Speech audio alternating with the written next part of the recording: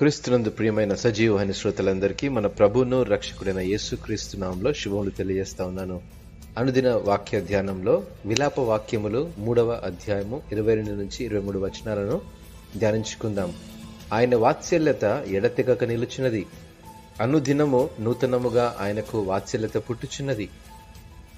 దినమంతా శ్రమపడి ఆ రోజు గడిచిపోయాక ఈ రోజంతా మనం ఏమి చేశామని ఆలోచిస్తే, అలా చేసి ఉండకుండా ఉంటే బాగుండు, లేదా ఏదైనా కొత్తగా చేసి ఉండాల్సింది, లేదా కాస్త భిన్నంగా చేయాల్సింది అని ఏదో ఒక సందర్భంలో అనిపిస్తుంది.